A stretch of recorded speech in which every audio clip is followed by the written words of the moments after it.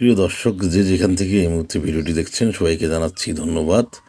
আজকে আমরা সুন্দরগঞ্জের ঐতিহ্যবাহী খেয়াঘাট, হরিপুর খেয়াঘাট থেকে যুক্ত আছি। আপনাদেরকে হরিপুর খেয়াঘাটের দৃশ্য দেখানোর চেষ্টা করতেছি। এই হরিপুর খেয়াঘাট থেকে চিলমারি কুড়িগ্রাম অংশে বিভিন্ন যাত্রী মালামাল প্রতিনিয়ত পরিবহিত হচ্ছে।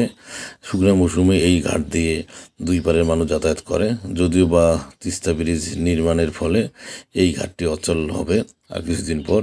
হরিপুর খেয়াঘাট থেকে জুম করে নির্মাণাধীন হরিপুর তিস্তা ব্রিজের দৃশ্য দেখানোর চেষ্টা করতেছি। দেখা যাচ্ছে আমরা এখন স্থানীয় কিছু লোকের সাথে কথা বলবো এবং হরিপুর খেয়াঘাট সম্পর্কে জানার চেষ্টা করব। আপনারা শুরু থেকে শেষ পর্যন্ত দেখতে থাকুন। কই যাবেন? কই যাবেন? ওপারে কি গ্রামের নাম কি? রাঘব।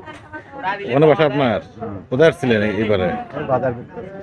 বাজার করতে আসেন? ওই পারে যাওয়া কয় টাকা নেয়? যাইতে 10 টাকা, আসতে 10 টাকা। মাত্র 10 টাকা? আমরা পার হলো 10 টাকা। 20 টাকা, 20 টাকা। সবাইকে 20 টাকা। খেওয়া দিয়ে গেলে 1 টাকা। এটা খেয়ে নৌকা? এটা এই চর এলাকা।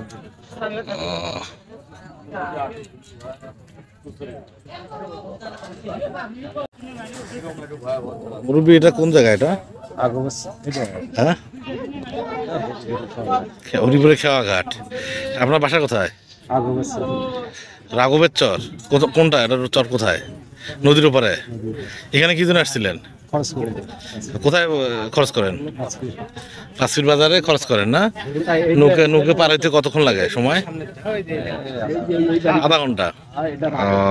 আর এটা হরিপুর খেয়া ঘাট বলে না? আচ্ছা, ওকে।